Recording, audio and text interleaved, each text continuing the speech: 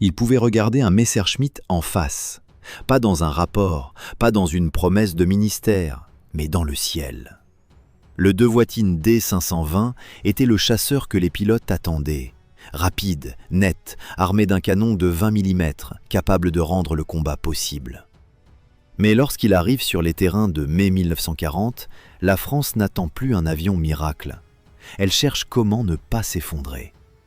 Le 10 mai 1940, la guerre cesse d'être une menace figée derrière la frontière.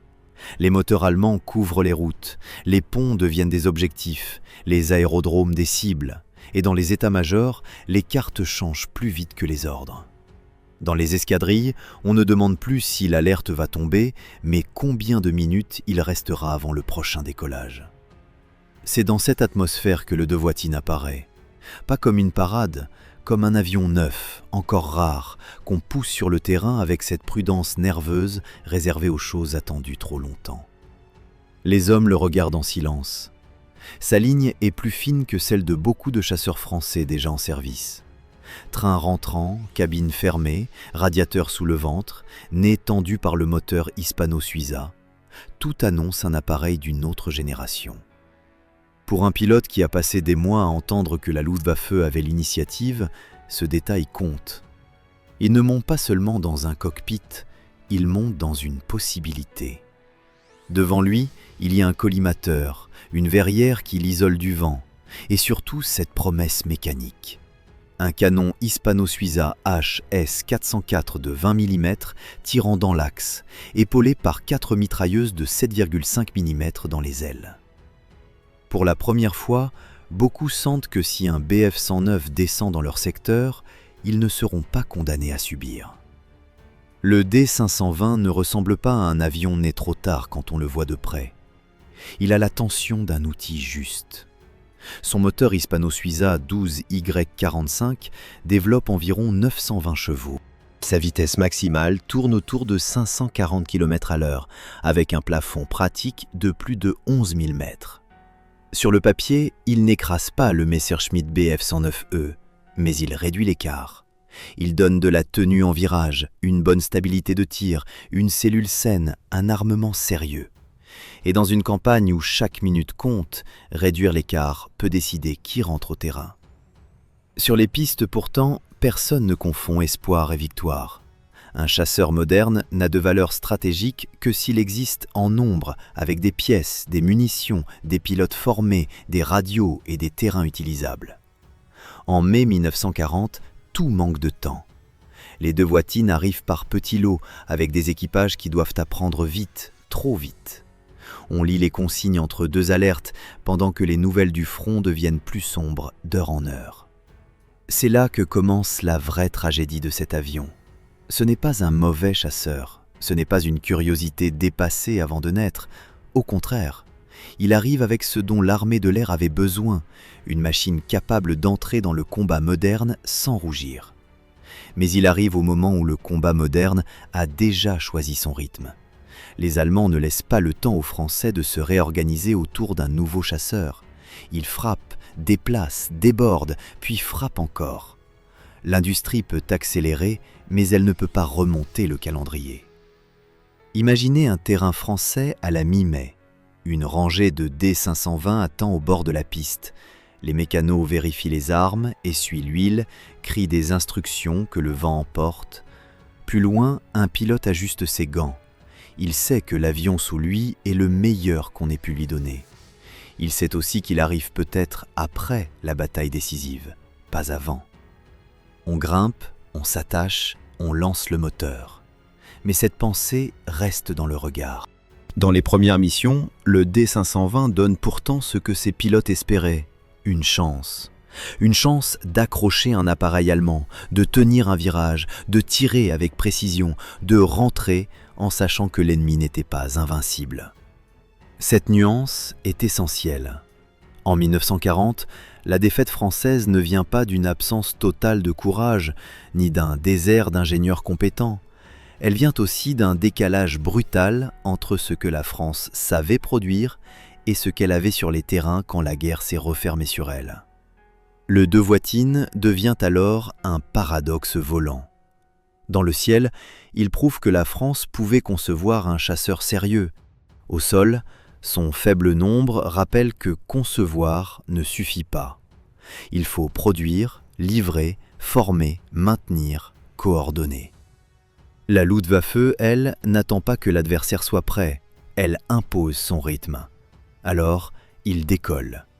Sous ses ailes, la France se replie, hésite, se bat, recule.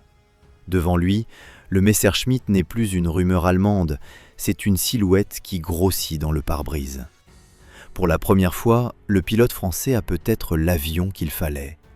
Mais la question terrible est déjà là, avant même le premier tir. Que peut faire un bon chasseur quand toute la guerre avance plus vite que les usines qui l'ont construit? En 1936, la France sait déjà que la prochaine guerre ne ressemblera pas à 1918. Les avions ne viendront plus seulement observer les lignes, ils décideront de la vitesse du front. Celui qui contrôlera le ciel verra les colonnes ennemies, couvrira ses blindés, frappera les ponts et les routes. Et pourtant, au moment où cette évidence devient impossible à ignorer, la France commence à courir avec un calendrier trop lent. Dans les bureaux de l'air, on réclame un nouveau chasseur monoplace, plus rapide, plus propre, capable de survivre face à la nouvelle génération allemande. Sur le papier, la demande paraît claire. Dans les ateliers, elle devient une lutte contre chaque semaine perdue. À Toulouse, Émile de Voitine veut offrir à l'armée de l'air un vrai chasseur moderne. Cellules métalliques, ailes basses, train rentrant, verrières fermées, moteur Hispano-Suiza. En clair, si un pilote français doit affronter le Messerschmitt, il ne peut plus le faire avec un avion d'une autre époque. Mais entre une bonne idée et une escadrille prête au combat, il y a un gouffre. En France, ce gouffre se remplit de validations, de corrections, de rivalités industrielles. Réarmer un pays est plus difficile que commander un avion sur une fiche technique. Le premier prototype du D520 vole le 2 octobre 1938. C'est tard. Pas trop tard pour être prometteur, mais trop tard pour une mise au point confortable. Il faut revoir le refroidissement, ajuster la stabilité, gagner de la vitesse. Chaque correction rend l'avion meilleur et consomme ce que la France possède le moins, du temps. Pendant ce temps, l'Allemagne ne prépare pas seulement des avions, elle prépare une méthode. Chasseurs, bombardiers, radios, doctrines, pilotes, terrain, tout doit avancer ensemble. La France, elle, avance par morceaux. Elle a de bons ingénieurs et de bons pilotes, mais peine à les transformer en masse cohérente. Le problème du de Voitine n'est pas que la France aurait été incapable de créer un chasseur moderne. Le problème, c'est qu'elle le crée au moment où la guerre exige déjà des centaines de machines disponibles et maîtrisées. Un avion ne devient pas une force parce qu'il est réussi. Il devient une force quand il arrive en nombre avec des hommes qui le connaissent. Quand les premiers avions de série sortent environ 1 an après le premier vol, l'Europe a déjà basculé. La Pologne est écrasée. La frontière française attend le prochain coup.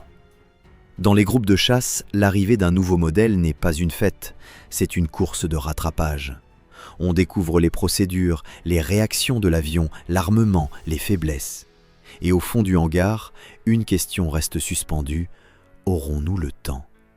Regardez le dilemme d'un constructeur en 1939. Faut-il livrer plus vite une machine encore imparfaite, au risque d'envoyer les pilotes avec un appareil à corriger ? Ou faut-il attendre, améliorer, fiabiliser, au risque de livrer trop tard un avion enfin digne de la bataille ?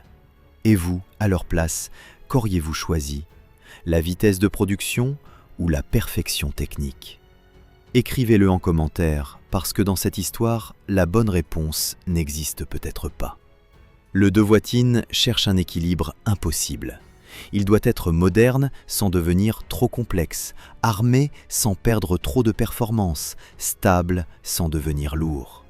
Il doit rassurer les pilotes, convaincre les états-majors, puis survivre à un terrain de campagne. Chaque exigence paraît logique. Ensemble, elles écrasent le calendrier. Et puis, il y a l'industrie. Un avion de chasse n'est pas seulement une cellule avec un moteur, c'est une chaîne d'approvisionnement. Outillage, ouvriers formés, moteurs, hélices, instruments, radios, pneus, pièces de rechange. Une seule pièce en retard ralentit tout. Un moteur qui manque bloque une cellule presque terminée. Vu de loin, on parle d'un programme en retard. Vu de près, ce sont des dizaines de frictions qui grignotent les semaines. Le D520 porte donc en lui une forme de colère historique. Il n'arrive pas comme une erreur. Il arrive comme la preuve que la bonne réponse existait, mais qu'elle a été enfermée dans un calendrier trop lent. Les hommes qui l'ont dessiné n'étaient pas aveugles. Les pilotes qui l'attendaient n'étaient pas naïfs. Mais savoir n'est pas suffisant quand l'adversaire impose déjà le rythme. Au début de 1940, les premiers groupes commencent enfin à toucher la machine. Les pilotes découvrent un avion exigeant mais crédible. Il ne promet pas l'invulnérabilité. Il promet quelque chose de plus réaliste, donc de plus précieux. Ne plus partir au combat avec un retard inscrit dans la tôle. Quand l'offensive allemande éclate en mai 1940, le Dewoitine n'est plus un projet ni une promesse. Il est là. Mais pas assez là.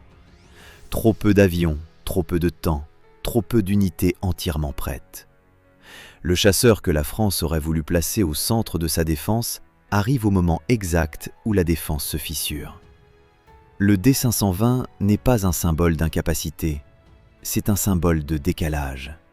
Une machine juste dans un pays qui a perdu la maîtrise de son horloge. Quand il est enfin prêt à affronter la Luftwaffe est déjà à la porte. Quand le Dewoitine entre dans la bataille, il ne reste plus de temps pour convaincre.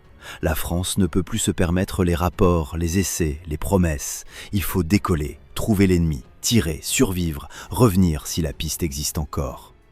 Et c'est là, dans le bruit court d'une alerte, que le D520 cesse d'être un programme en retard. Il devient une réponse. Face à lui, le Messerschmitt Bf 109E n'est pas un adversaire théorique. C'est l'ombre qui domine les récits de mai 1940. Un chasseur rapide, brutal, intégré à une Luftwaffe qui sait où elle va. Il arrive souvent avec l'avantage de l'altitude, de l'initiative, du nombre. Il ne combat pas seul, il combat avec une doctrine, des radios, des bombardiers qui forcent les Français à monter dans l'urgence. Le pilote de D520, lui, entre dans un ciel déjà choisi par l'ennemi. Mais une fois en l'air, quelque chose change. Le Dewoitine ne transforme pas le ciel en victoire française. Il fait mieux que cela, parce que c'est plus vrai. Il empêche la défaite d'être simple. Il oblige le pilote allemand à respecter la machine qui vient en face. Dans les virages, dans la tenue de tir, dans la précision du canon de 20 mm, le D520 donne à son pilote une marge que beaucoup n'avaient plus connue. Il ne promet pas de gagner chaque duel, il permet enfin de le livrer. Le combat aérien de 1940 n'a rien d'un duel propre entre deux fiches techniques. La vitesse maximale ne suffit pas, le taux de montée ne suffit pas, l'armement ne suffit pas. Tout dépend de l'altitude au premier contact, de l'énergie conservée, de la surprise, de la coordination avec les autres appareils, et parfois d'une seconde où le pilote voit une silhouette glisser dans son viseur. C'est dans cette zone, entre la technique et les nerfs, que le Dewoitine trouve sa place.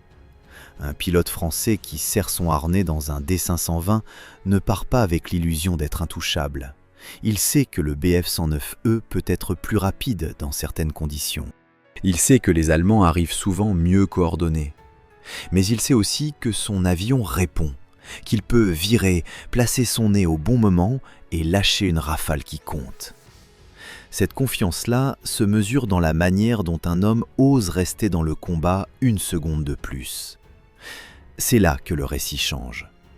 Pendant des décennies, on a résumé la campagne de France avec des images trop faciles. Panique, retard, effondrement, impuissance. Le Dewoitine oblige à nuancer. Oui, le système français est dépassé par la vitesse allemande. Oui, l'organisation et la production arrivent trop tard. Mais dans les cockpits, il y a des hommes qui savent se battre. Et sous eux, une machine capable de leur donner raison. Sur un terrain avancé, un retour de mission peut raconter cette contradiction. Un appareil revient avec des impacts, le moteur encore chaud, le train qui touche la piste trop durement. Le pilote descend vite, enlève ses lunettes, donne 2 mots au mécanicien. Un ennemi touché, peut-être détruit, puis le carburant, les armes, l'état du moteur. Il n'a pas le temps de faire un discours. Il veut savoir si l'avion peut repartir. Autour de lui, les mécaniciens font l'impossible. Ils réparent avec ce qu'ils ont, déplacent les avions, récupèrent des pièces, masquent les appareils quand les bombardiers approchent. Le D-520 est moderne, mais il reste un avion de guerre. Il demande des soins, des munitions, du carburant, des heures de travail. Et ces heures, la campagne de 1940 les dévore. Plus le Devoitine prouve sa valeur, plus son retard devient insupportable. Chaque victoire obtenue avec lui pose une question silencieuse. Combien d'autres combats auraient pu être différents si cet avion avait été là plus tôt, en plus grand nombre, dans des unités déjà habituées à lui? Chaque décollage réussi ressemble à une démonstration. Chaque perte rappelle que la démonstration arrive trop tard. Il faut éviter le piège de la légende facile. Le D-520 n'était pas un avion magique. Il n'aurait pas, seul, arrêté les blindés allemands, réparé les communications françaises, réécrit la doctrine ou annulé les erreurs de commandement. Mais il rendait visible la différence entre une armée sans talent et une armée mal synchronisée. Voilà pourquoi son histoire reste si douloureuse. Un mauvais avion se classe facilement. On l'oublie, on l'explique, on passe à autre chose. Un bon avion arrivé trop tard est plus cruel. Il laisse derrière lui non pas une excuse, mais une preuve. La preuve que quelque chose était possible. La preuve que des ingénieurs avaient vu juste. La preuve que des pilotes pouvaient tenir tête. Au fond, le Devoitine ne sauve pas la France en 1940, mais il sauve une partie de la vérité. Il montre que la défaite n'était pas écrite dans le métal des avions français. Elle était écrite dans les retards, les décisions trop lentes, les chaînes de production insuffisantes, les occasions perdues avant même le premier tir. Alors la question devient plus lourde que le résultat d'un duel aérien. Si le meilleur chasseur français apparaît au moment où tout s'effondre, sauve-t-il l'honneur des pilotes ou rend-il la tragédie encore plus difficile à accepter? L'armistice ne met pas fin à l'histoire du Devoitine, il la rend plus inconfortable. Jusqu'ici, l'avion portait une promesse simple, celle d'un chasseur français capable de défier la Luftwaffe. Après juin 1940, cette promesse se brise. Le même appareil qui avait incarné une résistance possible va voler sous des ordres différents, parfois opposés, dans une France qui ne sait plus où placer sa honte, sa fidélité et son espoir. Sur les terrains, le silence après la défaite est plus lourd que le vacarme des alertes. Les avions qui restent ne sont pas des trophées propres. Ils ont des impacts réparés, des carnets de vol interrompus trop vite, des mécanos qui savent encore les faire vivre. Certains pilotes sont prisonniers, d'autres cherchent une route vers l'Afrique du Nord, vers l'Angleterre, vers n'importe quel endroit où continuer. Et devant les D-520 alignés au sol, une question devient impossible. À qui appartiennent-ils maintenant ? C'est la blessure particulière du Devoitine. Un mauvais avion aurait disparu avec l'armée qu'il avait commandée. Lui est trop utile pour être oublié. Trop récent, trop bien né, trop précieux dans une Europe où chaque chasseur compte. Le régime de Vichy le conserve, l'emploie, le remet même en production sous surveillance. L'Allemagne l'observe aussi.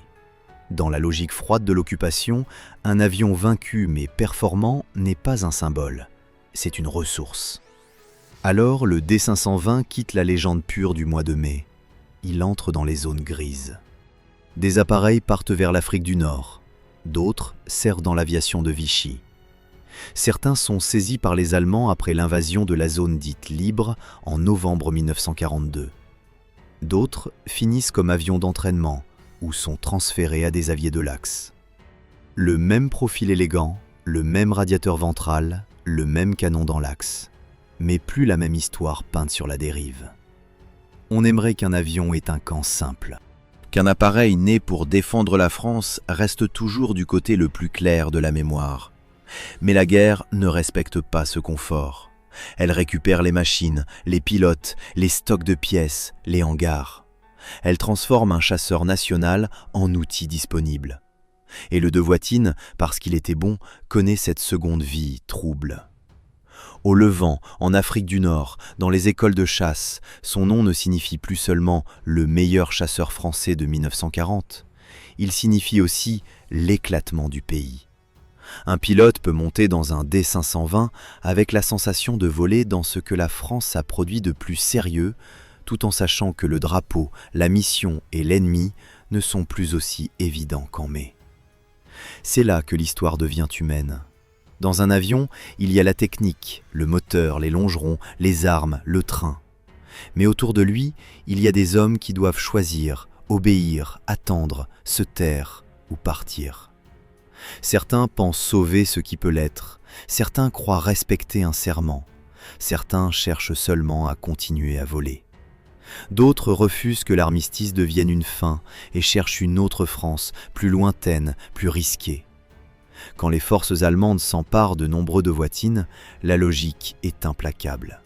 Les vainqueurs prennent ce qui fonctionne. Certains appareils servent à l'entraînement, d'autres passent par des circuits qui les éloignent de leur origine française. L'avion conçu pour réduire l'écart avec le Messerschmitt peut se retrouver utilisé par ceux-là même qui ont vaincu la France. Pour une machine, ce n'est qu'une affectation. Pour la mémoire, c'est une déchirure. Et pourtant, l'histoire ne s'arrête pas là. Vers la fin de la guerre, des D520 réapparaissent du côté français, récupérés et engagés par des forces qui veulent refermer la boucle. Dans la région de Bordeaux, puis au-dessus de la poche de Royan, l'appareil retrouve une fonction plus proche de ce que ses concepteurs imaginaient, porter les couleurs françaises contre l'occupant. Mais ce retour ne gomme pas les années troubles, il les rend seulement plus complexes. C'est pour cela que le Devoitine n'est pas une légende confortable. Il n'a pas la trajectoire parfaite d'un avion vainqueur.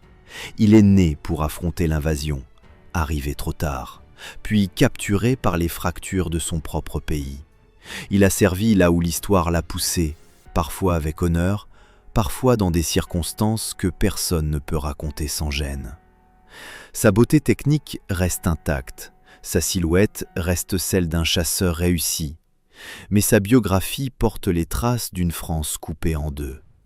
Le D520 n'est pas seulement une machine de combat, c'est un témoin. Il raconte ce qui arrive quand un pays perd non seulement une bataille, mais aussi la maîtrise du sens de ses propres armes. À la fin, il reste cette image, un Devoitine au sol, moteur arrêté, cocarde changée, peinture retouchée, mais lignes toujours reconnaissables. L'avion a survécu à 1940, à la défaite, à l'armistice, aux réquisitions, au réemploi. Mais en survivant, il a perdu quelque chose que les avions aussi peuvent perdre. Une légende simple. Il reste une question que le Devoitine laisse derrière lui comme une traînée de fumée. Que se serait-il passé si cet avion était arrivé 6 mois plus tôt ? Non pas en quelques dizaines d'exemplaires, mais en masse, avec des pilotes entraînés, des mécaniciens prêts et des groupes de chasse déjà habitués à sa machine. Ce n'est pas une rêverie, c'est la blessure centrale de cette histoire. Parce qu'en mai 1940, le problème n'est plus de savoir si le D520 est prometteur, il l'a prouvé, il peut combattre. Il peut encaisser une partie du choc, il peut rendre le Messerschmitt moins sûr de lui. Mais une campagne ne se gagne pas avec une poignée de bons appareils arrivés au moment où les ponts sautent, où les terrains changent de main, où les ordres se contredisent, où les pilotes décollent parfois sans savoir où ils pourront se poser le soir. La vraie question n'est donc pas « le Devoitine aurait-il sauvé la France à lui seul ?» Non. Aucun avion, même excellent, ne répare une doctrine trop rigide, une coordination insuffisante, des communications fragiles et un adversaire qui impose une guerre de mouvement. Mais la question la plus intéressante est ailleurs. Combien la Luftwaffe aurait-elle payé si elle avait trouvé, dès l'automne 1939, des centaines de D520 déjà opérationnels face à elle ? Ce changement n'aurait peut-être pas arrêté les blindés allemands dans les Ardennes. Il n'aurait pas transformé en une nuit les états-majors français. Il n'aurait pas effacé les hésitations politiques ni les retards accumulés depuis des années. Mais il aurait changé l'atmosphère du ciel. Et dans une guerre moderne, l'atmosphère du ciel change ce qui se passe au sol. Avec plus de Devoitines disponibles dès le début, davantage de patrouilles françaises auraient pu intercepter les bombardiers avant qu'ils ne frappent. Plus de pilotes auraient combattu avec un avion qu'ils connaissaient vraiment, au lieu de découvrir une machine nouvelle dans l'urgence. Les mécaniciens auraient eu des stocks, des gestes rodés, des pièces. Les commandants auraient pu construire leur tactique autour d'un chasseur cohérent et non l'intégrer dans la panique d'un effondrement. C'est là que le D-520 devient plus qu'un avion. Il devient une mesure du temps perdu. À chaque fois qu'on regarde sa silhouette, on ne voit pas seulement une aile, un moteur et un canon. On voit une décision qui aurait dû arriver plus tôt, une chaîne de montage qui aurait dû tourner plus vite, une doctrine qui aurait dû comprendre plus tôt que le ciel n'était pas un décor de la bataille, mais l'un de ses moteurs. Il faut rester honnête, même en grand nombre, le Devoitine n'aurait pas fait disparaître les forces allemandes. Le Bf-109E restait un adversaire redoutable. La Luftwaffe avait l'expérience de la Pologne, de la coordination, des radios, une doctrine offensive déjà testée. Les bombardiers ne volaient pas seuls, ils étaient intégrés à un système qui avançait avec les colonnes. Face à cela, un chasseur ne suffit pas. Il faut un pays entier synchronisé. Mais justement, c'est parce que le D-520 ne suffit pas qu'il est si important. Il prouve que le problème français n'était pas une absence totale de modernité. La France pouvait produire un avion sérieux. Elle pouvait former des pilotes courageux. Elle pouvait aligner une machine capable de tenir tête. Ce qui manquait, c'était la masse au bon moment et la capacité à transformer une réussite technique en force stratégique. Voilà pourquoi son histoire touche encore les passionnés d'aviation.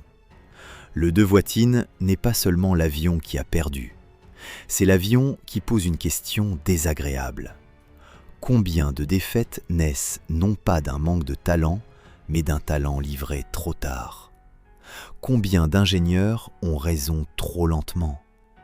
Combien de pilotes reçoivent enfin le bon outil quand la bataille qui aurait justifié cet outil est déjà presque perdue? En juin 1940, la France s'effondre. Le D-520, lui, continue d'exister. Il survivra à la défaite, changera de main, volera dans des contextes que personne n'aurait voulu imaginer lors de sa conception. Mais son moment décisif reste ce printemps-là. Quelques semaines où il a montré qu'une autre aviation française était possible, puis trop peu nombreuse pour peser assez lourd. C'est peut-être cela, sa vraie légende. Pas celle d'un chasseur miracle, pas celle d'un avion qui aurait seul stoppé l'histoire. La légende du Devoitine est plus humaine, donc plus cruelle. Au moment où des hommes avaient enfin entre les mains une machine capable de se battre, leur pays avait déjà perdu la course contre le calendrier. Alors selon vous, si le Devoitine D-520 avait été disponible en masse 6 mois plus tôt, aurait-il changé la campagne de France ou seulement rendu la défaite beaucoup plus coûteuse pour la Luftwaffe? Dites-le en commentaire, parce que ce débat résume toute la douleur de l'aviation française en 1940. Et si vous aimez ces histoires d'avions brillants, oubliés, arrivés trop tôt ou trop tard, abonnez-vous à Légende du ciel. Ici, on ne raconte pas seulement des machines, on raconte les hommes, les choix et les seconds perdus qui ont décidé du destin d'un pays.